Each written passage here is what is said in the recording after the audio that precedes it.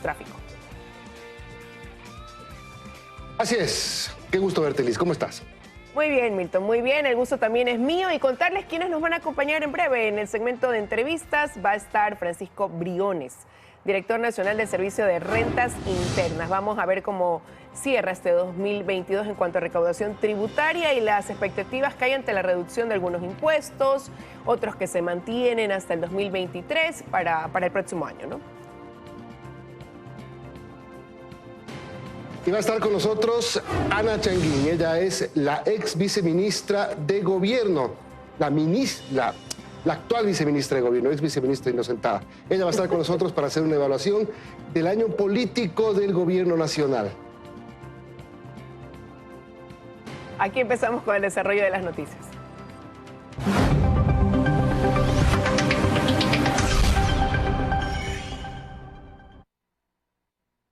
Hoy el jefe del Comando Conjunto de las Fuerzas Armadas del Ecuador, el general Nelson Proaño, mantendrá una reunión con el comandante general de las Fuerzas Militares de Colombia, el general Luis Mauricio Ospina, y el comandante del ejército de ese país, el general Helder Fernán Giraldo, en Ipiales, en Colombia. El objetivo de este encuentro es fortalecer la vigilancia y control en la frontera Ecuador-Colombia, donde se fijarán los parámetros de un plan de protección fronteriza, el cual se ejecutará, han dicho, a inicios del 2023. Hablando de temas de seguridad, más de 400 muertes violentas se registran en la provincia de Los Ríos desde enero hasta diciembre. Un incremento del 119% en relación al 2021 por pedido de la gobernación. Ayer se instaló en Quevedo una mesa de seguridad con la presencia del secretario de Seguridad y el ministro del Interior, quienes propusieron un plan de seguridad que será evaluado en 1 mes y medio. Ángelo Achille, alias Negro Ángelo, y Kevin Manzaba, considerados por la policía como brazos armados de la banda Los R7, serán trasladados desde la cárcel La Roca en Guayaquil hacia la prisión de Santo Domingo por orden del juez de Yaguachi, John Rodríguez. El Servicio de Atención a Privados de la Libertad informó que recibió la orden judicial para que cumpla con el traslado de los prisioneros, quienes serían los responsables de la muerte de al menos 40 personas en la cárcel de Santo Domingo. Ayer el gobierno emitió un comunicado en rechazo a esta decisión judicial. 4, otro tema. La jueza Yanela Noritz levantó la medida cautelar de retención de los 291.65 millones de dólares del Instituto de Seguridad Social de la Policía del ISPOL, que permanecían en una cuenta del Banco Central del Ecuador. Se trata de 263 millones en bonos y 28,75 millones en efectivo que pertenecen, como tú lo has dicho, al ISPOL, pero que los habría reclamado el intermediario financiero Jorge Cherres en el caso por supuesta falsedad de información que involucra a 11 exfuncionarios de DC Vale.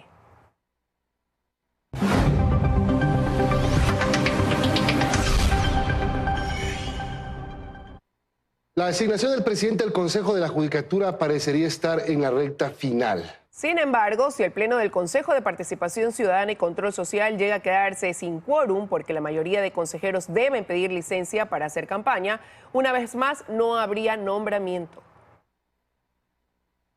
Sí, aunque la ley no permite a los candidatos al Consejo de Participación Ciudadana y Control Social hacer campaña. Esto no está permitido. Por eso el Consejo Nacional Electoral es el organismo que hace la difusión de los nombres de las personas que aspiran. Muchos de los consejeros van por la reelección, pero deben pedir licencia para poder participar en la ley electoral. En el Consejo de Participación Ciudadana y Control Social se desarrolla la última etapa para designar al presidente del Consejo de la Judicatura.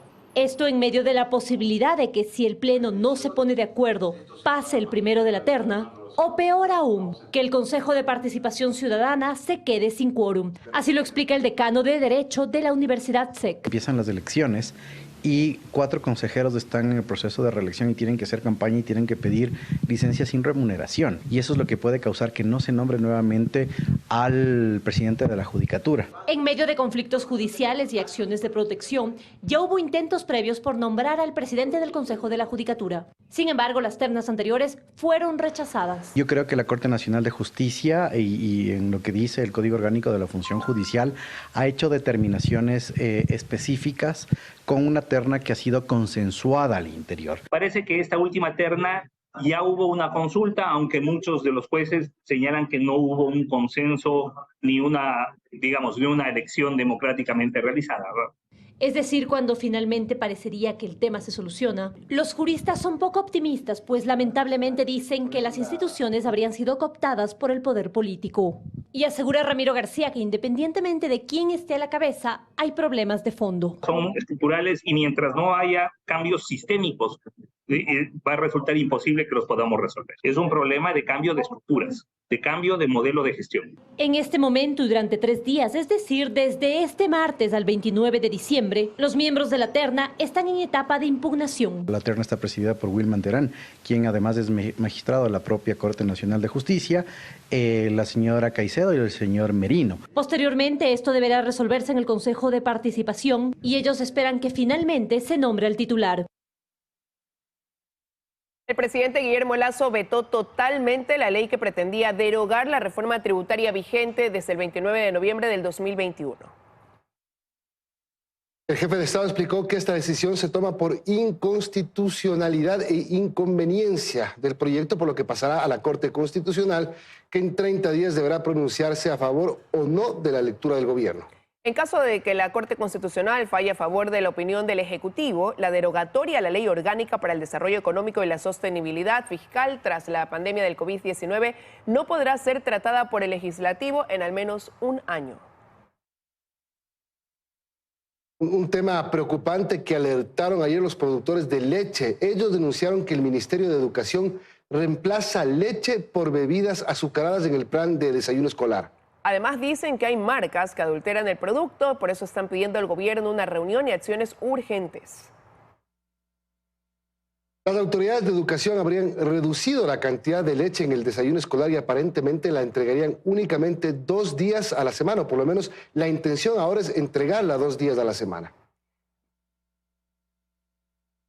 Hubo el problema de los precios que mencionaba, que empezó a raíz de inicios del 2022, y lo que empezó el ministerio a compensar fue quitar la leche y dar jugos o aguas con azucaradas. Esa disminución es la que empieza a afectar.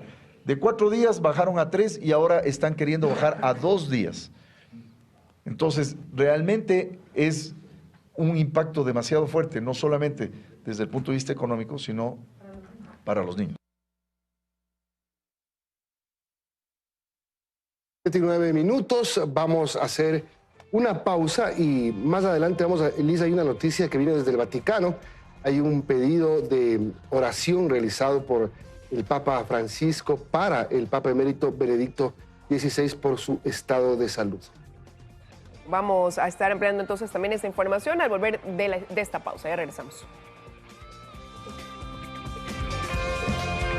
7:12 de la mañana, estamos viendo imágenes del puente que une la isla Santay con el cantón Durán, donde se registró un accidente, el choque de 3 barcazas que ya han sido remolcadas por miembros del Cuerpo de Bomberos de Durán y de las Fuerzas Armadas. Milton, ese es el escenario nuevamente de un accidente, como digo, en este caso de triple choque, no de embarcaciones. Así es, Liz, el choque habría sido provocado, el daño de un 50% de la infraestructura. Unidades fluviales del Cuerpo de Bomberos de Guayaquil, bomberos de Durán y miembros de la Armada del Ecuador se trasladaron al lugar para verificar lo que ha ocurrido. No hay... ayúdame con algo, no entiendo esa estructura levantada. ¿Es por el impacto?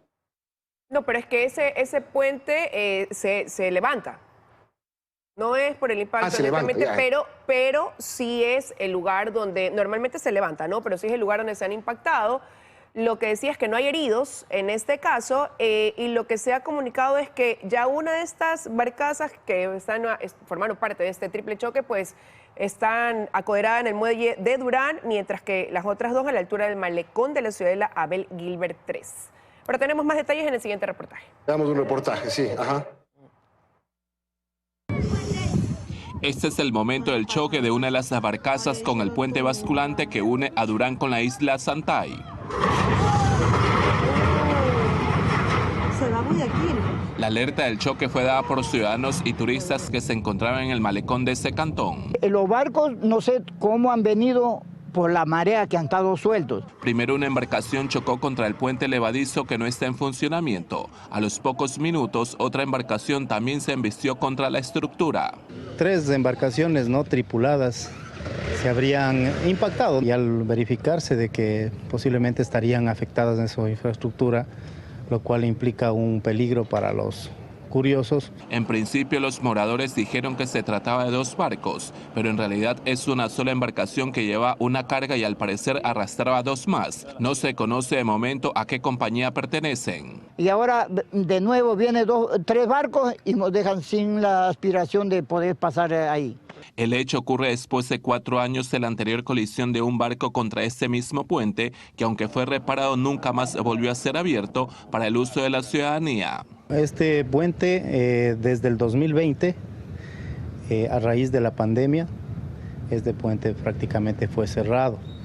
Entonces no ha habido desde ese año el acceso al público. El otro puente que conecta a Santay con Guayaquil también ha sufrido choques de embarcaciones que han perdido el control. El choque la noche de este martes en Durán afectó un 50% del puente, según los primeros testigos, aunque como está en desuso no dejó víctimas. Existirían daños materiales, pero eso ya la unidad fluvial de la Armada del Ecuador podrá dar algún informe más pormenorizado. Al parecer la embarcación que estaba anclada en un muelle cercano se soltó y la marea la arrastró hasta golpear con el puente levadizo al pie del malecón de la Abel Gilbert.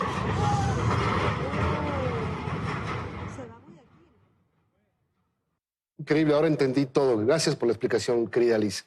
7:16, vamos a ver una imagen del volcán Cotopaxi. Miren ustedes esa columna que sale del cráter del volcán, que tiene más de 1 kilómetro, bueno, por lo menos hace 45 minutos, cuando hubo un reporte del Instituto Geofísico de la Escuela Politécnica, tenía 1 kilómetro de altura, sigue elevándose. Es una columna básicamente de gases con alguna carga de ceniza.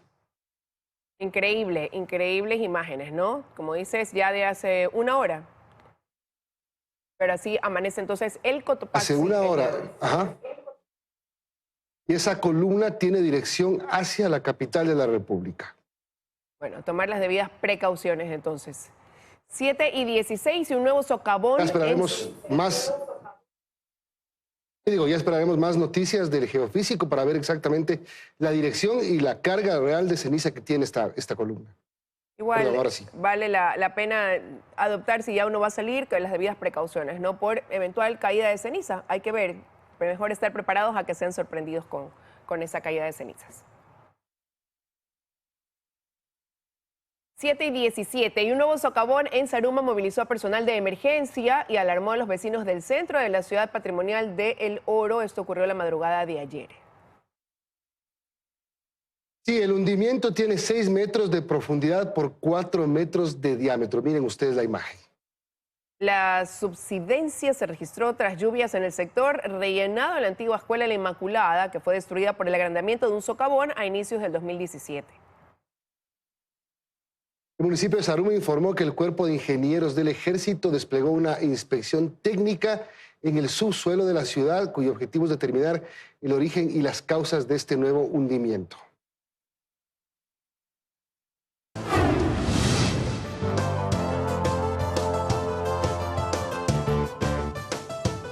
Información internacional, el Tribunal Supremo de Estados Unidos mantiene el título 42 que permite la expulsión inmediata de migrantes defensores de derechos humanos. Consideran que esta medida viola tratados internacionales. Regresamos al ámbito nacional porque en este momento estamos captando imágenes de un nuevo impacto de una embarcación contra la estructura, el puente que une la isla Santay con Durán. Nuevamente el impacto de una embarcación a esta hora. Recordemos que hace unas horas atrás se dio también un choque triple, 3 barcazas que ya han sido remolcadas, están acoderadas en el muelle en Durán, pero ahora estamos viendo imágenes de este momento en que se produce, pues, como decimos, un nuevo impacto contra ese puente basculante. Increíble, no entiendo por qué se producen esos impactos. ¿Qué falla ahí? ¿Es imprudencia de las embarcaciones, de quienes pilotean las embarcaciones? No sé. Me queda la misma duda que tú, Milton, porque ya son con 7 accidentes en ese puente, claro, a lo largo de cierto tiempo, ¿no? Pero como te digo, no es la primera vez que esta estructura sufre estas afectaciones. Habrá que ver qué dice la Armada. ¿Cuál es el reporte? ¿Por qué? Y sobre todo ahora que se ha dado hace pocas horas el choque de 3 barcazas, no hay heridos y ahora pues el nuevo impacto de una embarcación contra este puente. 7:21 y retomamos la información internacional. Amigos, bienvenidos. La balanza comercial no petrolera es la diferencia entre lo que exportamos, sin contar el petróleo, menos lo que importamos, sin contar los combustibles y otros derivados del petróleo. Es la diferencia entre el dinero que entra por exportaciones menos el dinero que sale por importaciones, siempre sin contar el petróleo o sus derivados. En el fondo, es una medida de cuánto dependemos del petróleo en nuestro comercio exterior. Y es interesante ver cómo en algunos años de la última década hemos llegado a tener enormes déficits, mientras que en este año tenemos un déficit no petrolero que es uno de los menores de la historia reciente, siempre viendo los primeros 9 meses de cada año. El récord lo tiene el año 2013 con un déficit no petrolero de más de 7.000 millones de dólares, aunque el 2012 y el 2011 no se quedan atrás. Comparados con estos años, el déficit del 2022 es más bien pequeño y es el resultado de las altas exportaciones no petroleras que de alguna manera logran reducir nuestra dependencia del petróleo. Muchas gracias. Economía para todos.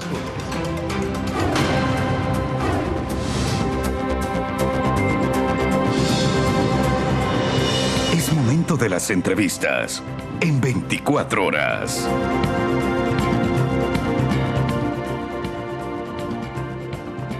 Son las 7:29. Vamos a conversar con Ana Changuín. Ella es viceministra de Gobernabilidad del Ministerio de Gobierno. Ana, gracias por acompañarnos. Buenos días. La próxima semana empieza la campaña electoral y también empieza la campaña para la consulta popular. Hay 4 organizaciones políticas, entre ellas Creo, Suma, que están inscritas para hacer campaña por el sí, pero hay 7 por el no, encabezadas por el correísmo.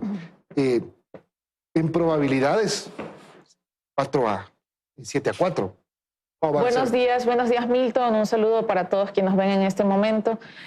Sí, desde el 3 de enero inicia la campaña electoral, tanto para seccionales como para la consulta popular. Estamos muy optimistas, si bien se han inscrito algunas organizaciones tanto por la tesis del sí como por el no. Creemos que es válido y necesario que la ciudadanía cuente con un debate responsable, cuente con información de calidad, se generen en espacios en todo nivel, desde chicos, inclusive desde escuelas, gremios, universidades, academia, gremios de producción, un debate con información, un debate que permita a la ciudadanía tomar una decisión libre, democrática, el 5 de febrero sobre 3 grandes problemas que preocupan a los ciudadanos, que vienen desde los ciudadanos, como son institucionalidad, seguridad y medio ambiente. Claro, la lógica dice que se debería debatir sobre los temas que están planteados en la consulta, pero sabemos que en la política la lógica es poco lógica. Entonces aquí va a haber una campaña.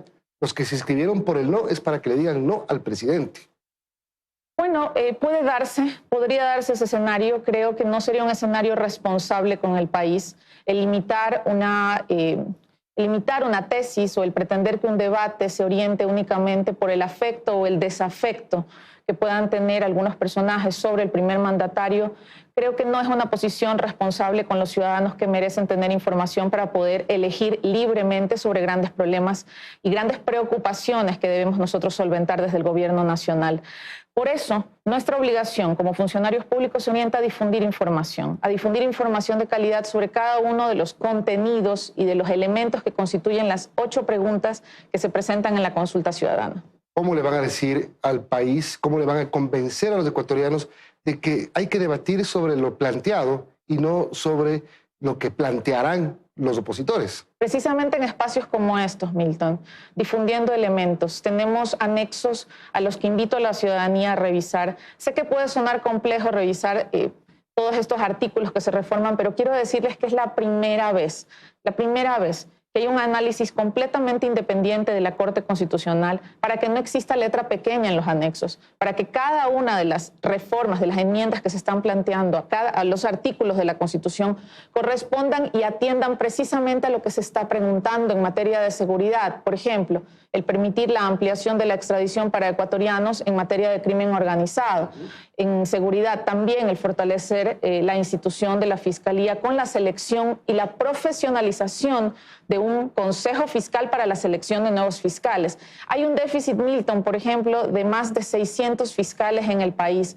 Por casi 9 años no se ha realizado un nuevo proceso de selección y este también es un elemento que debemos considerar si pensamos en las debilidades institucionales que tiene un órgano tan importante como la Fiscalía. Ahora, cuando leemos las organizaciones que se inscribieron para hacer campaña por el no, el correísmo, el Partido Socialista Ecuatoriano, la Fundación para el Desarrollo Tecnológico, FUDET, el Partido Unidad Popular, la Confederación Unitaria de Comerciantes, Minoristas y Trabajadores Autónomos, la Unión General de Trabajadores del Ecuador, la Unión Nacional de Educadores. ¿Qué le dicen a ustedes estas organizaciones?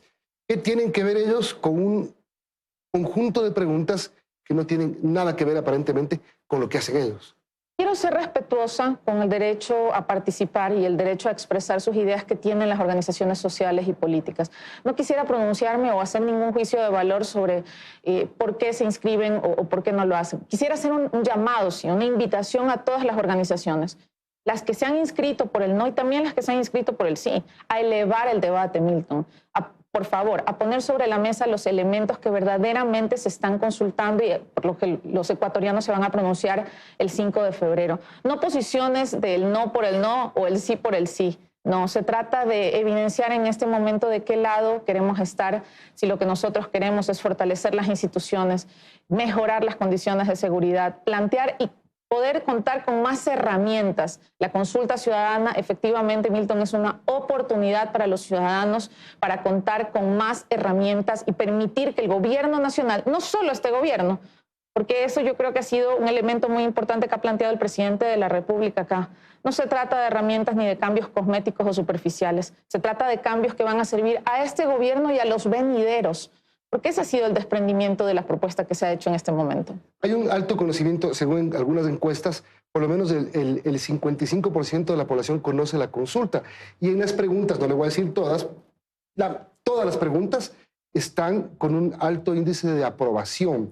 Por ejemplo, 72% de las personas están de acuerdo con la pregunta para garantizar la autonomía de la Fiscalía, el 86% está de acuerdo con la reducción del número de asambleístas, el 82% en exigir que los movimientos locales cuenten con un número de afiliados mínimo.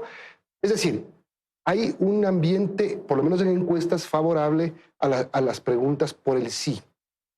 Esas cifras no son una casualidad, Milton. ¿Está ganada la consulta? No, esas cifras no son una casualidad. ¿Se puede revertir?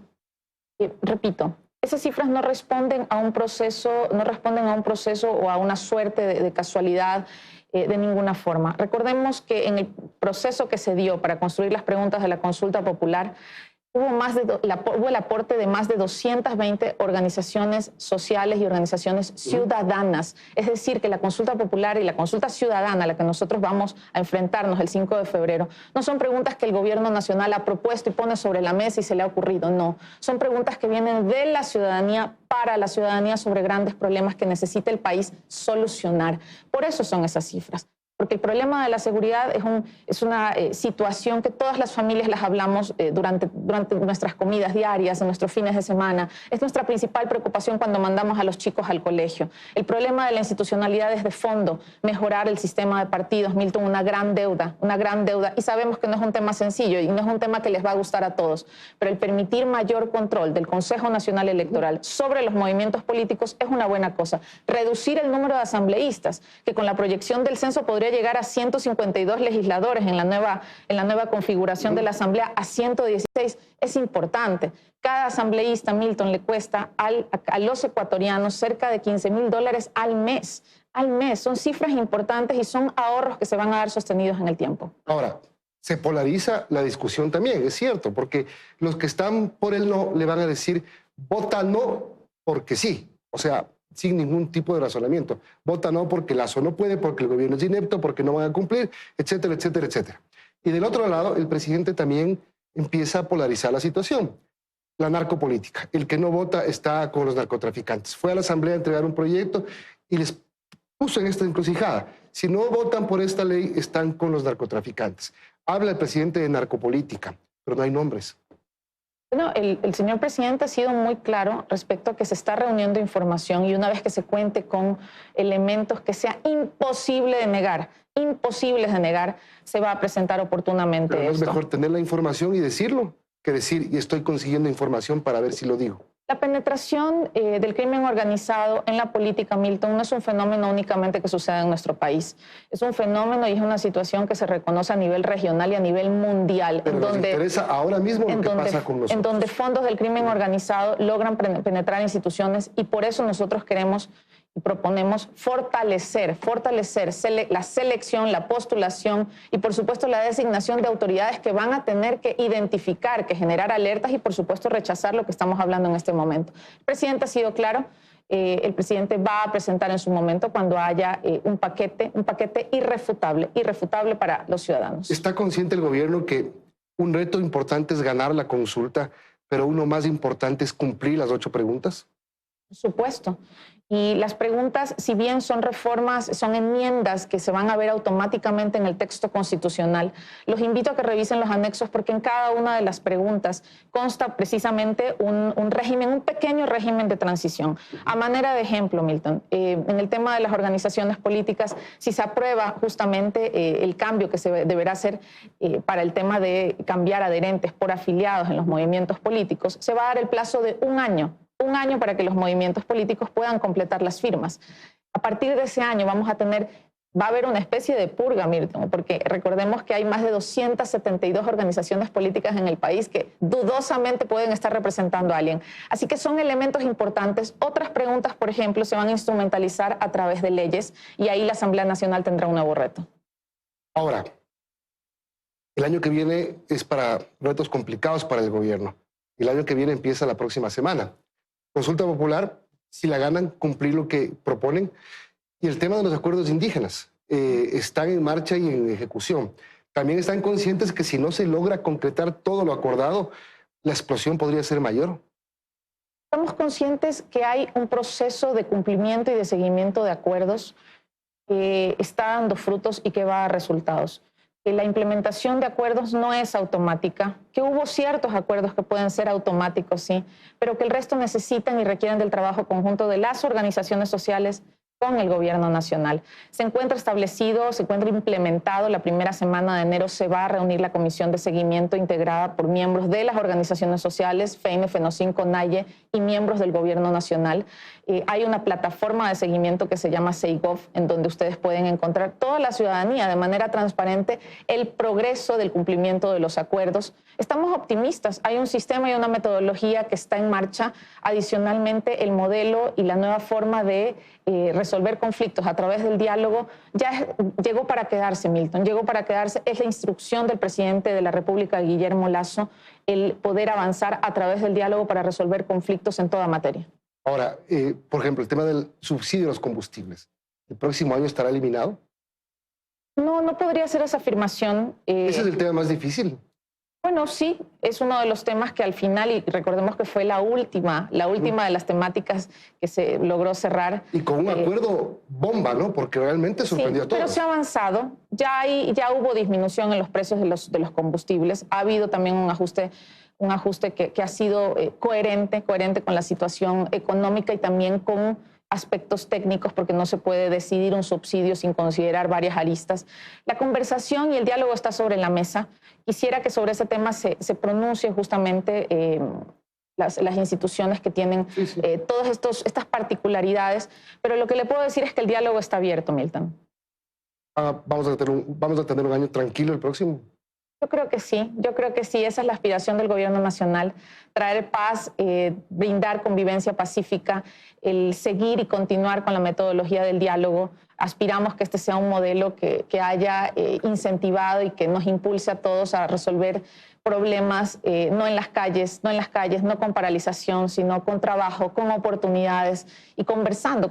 Recordemos que las mesas de diálogo permitieron que durante 90 días, Milton, y tal vez con ese mensaje quedarnos, se sienten representantes en jornadas completas, ministros, viceministros, subsecretarios, con organizaciones sociales en una escucha activa, positiva, que dio resultados. Y hoy los acuerdos se encuentran en marcha. Bueno, pues que así sea. Feliz año. Gracias, Milton. Igual para usted. Ana Changuín, viceministra de Gobierno. Vamos a la pausa y regresamos con el director del Servicio de Rentas Internas. 7:44 de la mañana, ya nos acompaña Francisco Briones, director nacional del Servicio de Rentas Internas. Buenos días, gracias por estar con nosotros. ¿Qué tal, Liz? Muy buenos días. Economista, bueno, el presidente vetó totalmente la ley, el proyecto, ¿no?, que buscaba derogar esta ley de desarrollo económico, y hay varios escenarios. En el mejor de los casos, que la Corte Constitucional respalde lo dicho por el presidente y se mantenga pues como está. Otro de los escenarios, que en un año no se la pueda tocar y todavía les da eso un respiro. Pero ¿qué pasa si se da lo contrario? ¿Cuál es el escenario ahí, sobre todo en tributación, en materia de tributación? Bueno, mira, Liz, nos gusta ir paso a paso, primero viendo cómo se van tomando las decisiones. El presidente ha enviado un veto compuesto, por decirlo así de alguna forma. Por un lado, vetando por inconstitucionalidad. La Asamblea Nacional no tiene ninguna potestad para crear, suprimir, aumentar o eliminar impuestos. Por lo tanto, eso está claro en la Constitución y por lo tanto estamos convencidos que esa ley derogatoria, o que el Congreso pretendía eliminar o pretende eliminar recursos para seguridad, para salud, para vivienda, para lucha contra la desnutrición crónica, para deporte, es totalmente inapropiado. Y luego también se ha vetado por totalidad, presentando un escenario en el cual, en el caso la Corte Constitucional decida que el Congreso o la Asamblea Nacional estuvo correcto en lo que hizo, pues bien, al menos eliminarla por un año esa posibilidad. Pero como le decía, si el escenario no es ninguno de esos dos, eso quiere decir que les tocaría nuevamente restituir a lo mejor impuestos que ya han quedado en su momento derogados para poder cumplir con el objetivo que tienen proyectado en materia de recaudación tributaria. Mira, además de que la Asamblea o el Congreso y los asambleístas, los políticos que, dicho sea de paso, se ponen también a favor del narcotráfico al no respaldar la consulta, ha decidido eliminar recursos para seguridad, vivienda, salud, como lo hemos dicho, pero además también ha decidido que no está correcto que se haya eliminado el impuesto a las telecomunicaciones, que se haya eliminado el impuesto a la televisión por streaming, que el presidente tenga la posibilidad de reducir el IVA o reducir los impuestos a los consumos especiales. Ha eliminado potestades o pretende eliminar potestades que tiene el SRI el día de hoy para luchar contra la evasión, para cobrar a los deudores, y todo esto de espalda a los ecuatorianos. Pero dicho eso, yo sí quiero decir, esperemos a que la Corte se manifieste a través de su criterio sobre el veto del presidente y luego de eso podremos evaluar opciones. Bueno, y eso será seguramente a finales de enero, es la proyección más o menos cuando se tenga una respuesta de la Corte Constitucional. ¿Cómo está cerrando el Servicio de Rentas Internas este 2022 en cuanto a la recaudación tributaria? Mira, es súper positivo el año. En términos generales, la economía se ha venido comportando bastante bien. Tenemos las proyecciones de un año récord en ventas. Como tú sabes, los impuestos se pueden recaudar en la medida en que la economía vaya circulando, vaya dando vueltas, vaya creciendo. Este año proyectamos unas ventas de 225.000 millones de dólares, lo cual no se ha visto nunca antes en el Ecuador, superando inclusive la época de la prepandemia, 2018, 2019, todo lo que te puedes imaginar en el pasado. Este año lo superamos con 225.000 millones de dólares en ventas. Pese a las paralizaciones de junio. Pese a las paralizaciones de junio, hubiésemos aumentado mucho más. Esto implica un 15% aproximadamente en términos redondos de crecimiento de las ventas con relación al año pasado. Ahora, la meta para el 2023, partiendo entonces de ese escenario. Mira, la meta para el próximo año, nosotros estamos, si se solo se ven los números de este año con relación a lo que esperamos o proyectamos para el próximo año, son aproximadamente un 6-7% de crecimiento. Pero eso, si le restamos en este año recaudaciones que solo sucedieron este año por el régimen único y temporal de regularización de activos, que ha sido bastante exitoso, por las contribuciones patrimoniales de las personas que ya no habrán el próximo año, por la reducción del ISD que probablemente también tengamos el próximo año. Si sacamos todo lo que es único y comparamos lo que, digamos, peras con peras y manzanas con manzanas, por lo menos el crecimiento será de un 10-12% lo que proyectamos del próximo año con relación a este de aquí. ¿De dónde? Principalmente fortaleciendo el control tributario, fortaleciendo lo que vamos a cobrar a los que por mucho tiempo han decidido no pagar todo lo que deben pagar sus impuestos. ¿Cómo están haciendo para intensificar esos controles que vayan dirigidos a evitar esa evasión tributaria?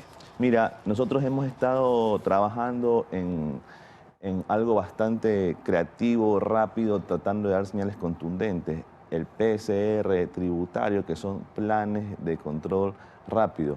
No necesariamente es lo que se imaginan los televidentes de un hisopado. Nosotros, aunque para decir lo correcto, los contribuyentes cuando hacemos el PCR sí estornudan, tosen, lagrimean porque tienen que pagar impuestos. Pero eso es como recordarles que deben y que ellos de manera voluntaria lo hagan. Es cobrarles los impuestos, porque ¿en qué consiste? En este primer PCR, que duran 2 meses los PCR, nosotros cruzamos información como no se ha hecho antes en el SRI, estilo de vida con pago de impuestos.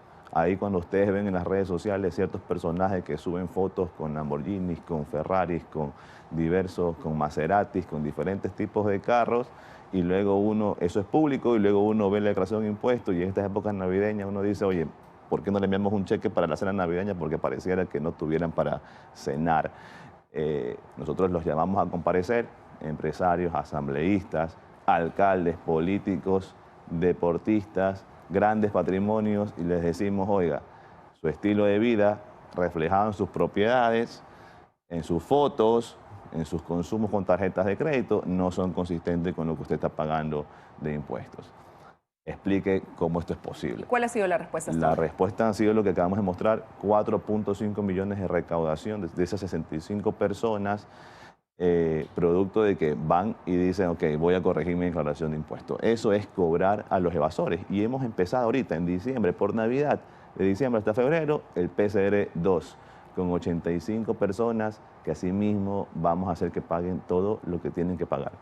¿Y esto encierra a políticos ejerciendo la política ahora? Ejerciste a personas expuestas políticamente, que es el término técnico para llamarlos así, porque hay muchos quienes levantan la mano para pedir la palabra en el Congreso, hablan sobre, por ejemplo, los impuestos, pero cuando vas a ver su declaración no han pagado todos los impuestos con relación a todos sus ingresos, al menos que la autoridad tributaria puede detectar y puede observar. Y esto de aquí conlleva también cruce de información con el exterior. Lo pregunto también porque el presidente Guillermo Lasso en una entrevista señalaba precisamente, ¿no?, que el Servicio de Rentas Internas también está haciendo una gran labor para poder lograr que las personas que están en el exterior se regularicen también en el pago de impuestos. De acuerdo, mira, como nunca antes, hoy el país está conectado con 149 jurisdicciones a nivel nacional sobre propiedades, cuentas financieras, contribuciones tributarias con el IRS, con la Organización de los Países Desarrollados. ¿Esto de aquí qué quiere decir? Que el Ecuador está recibiendo información sobre las cuentas, sobre activos que tienen ecuatorianos en el extranjero y que luego el SRI utiliza para cruzarlo con información local y determinar si es que hay un potencial caso de evasión o si el contribuyente ha sido correcto y pagado todos sus impuestos. No quiere decir que las 70.000 cuentas que tiene el SRI al día de hoy, todos son evasores, aunque muchos de los que están allí sí lo son o probablemente hay que comprobar que lo son. Con base en esa información, por ejemplo, también se alimenta el PCR que acabo de comentar para poder fortalecer los controles. Y lo importante, lo que buscamos aquí es que haya cada vez un mayor una mayor veracidad en el pago de impuestos y seguir apretando las tuercas en la lucha contra la evasión. Pero, economista, el gobierno ha dicho que no va a haber alza de impuestos en el 2023, pero se va a dar o se podría dar la reducción de algunos. Por ejemplo, el impuesto a la salida de divisas bajó del 5 al 4% y se decía que eso iba a ser progresivo. Es decir, ¿el 2023 bajaría al 3%? Bueno, hay que empezar diciendo que la Asamblea pretende subir los impuestos al proponer la eliminación de la eliminación. Por ejemplo, de los impuestos a los consumos especiales, la eliminación de la reducción del ICE del presidente, la eliminación de la reducción del IVA en feriado, la eliminación de una serie de impuestos que la Ley de Desarrollo Económico derogó en su momento. Entonces ahora la Asamblea propone subir impuestos. El compromiso de este gobierno en lo que hace falta y en lo que resta de este periodo del presidente Guillermo Lasso es no subir ningún impuesto, a pesar de que la Asamblea se ha propuesto subir los impuestos a los ecuatorianos. ¿Bajaría el impuesto a la salida de divisas al 3%? El compromiso es seguir eliminando los impuestos distorsivos. Este gobierno ha eliminado todos aquellos impuestos distorsivos. Los impuestos distorsivos son el ISD, el impuesto a salida de divisas, que ahuyenta las inversiones. Bueno, no lo he eliminado, lo está reduciendo. Estoy diciendo que el compromiso es eliminarlo.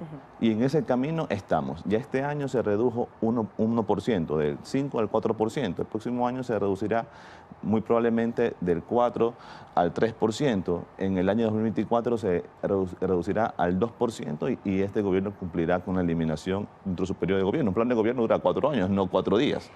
Y luego también hemos eliminado otros impuestos distorsivos, como lo acabo de mencionar, y que ahora la Asamblea pretende restituirlos, como son el impuesto a los planes celulares de empresas y de personas, el impuesto a la televisión por streaming, la gente ha visto el mundial mucho más barato, el impuesto a los vehículos eléctricos, híbridos y demás. Estamos en ese camino nosotros. Lo que se reduce, quizás en ese sentido, se compensa en algo, por ejemplo, con ese 0,8% que deben pagar quienes tienen un patrimonio de $5 millones en adelante y que lo tienen que hacer hasta marzo del próximo año. De acuerdo, lo que se creó la contribución patrimonial post-COVID para financiar 1.000 millones, con lo que se vacunó al Ecuador completo.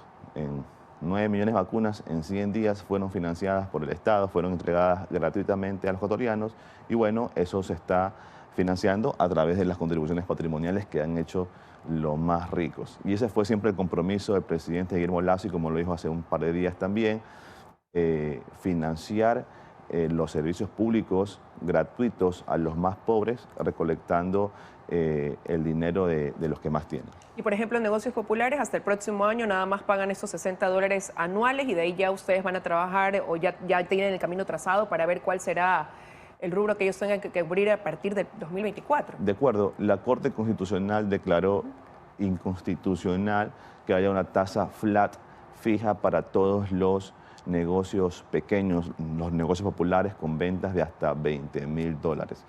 Una situación que lamentamos mucho porque lo último que quiere el pequeño emprendedor y la razón por la cual es informal, porque es complicado pagar impuestos, porque te dice tengo que tener factura electrónica, tengo que tener contador, tengo que ir a ver una calculadora y tengo que hacer un cálculo con una tabla que pocos y casi nadie comprende.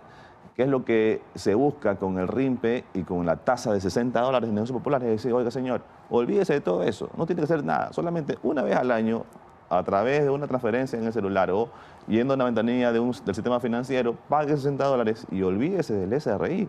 Y cumplió, es formal, puede acceder a crédito y muchas cosas más. Sin embargo, lamentablemente, creemos que la Corte un poco se confundió ahí al respecto de esto y ahora tendremos que ver y estamos analizando cuál es el mejor mecanismo para poder compensar esa facilidad que habíamos intentado darle a los negocios populares. Bueno, algo que todavía está pendiente. Quiero agradecerle al economista que nos haya acompañado esta mañana aquí en 24 horas. Gracias más bien a ustedes y desearles a los ecuatorianos una feliz Navidad y que también que el 2023 sigamos rompiendo récords de ventas que les favorece a todos ustedes.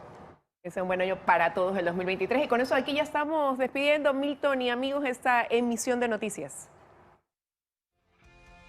Así es, vienen las noticias locales, al mediodía estarás tú, en la noche estaré yo, así que y así seguimos. Y mañana nos volvemos a ver en este espacio. Y así seguimos. Que tengan un buen día. Buen día.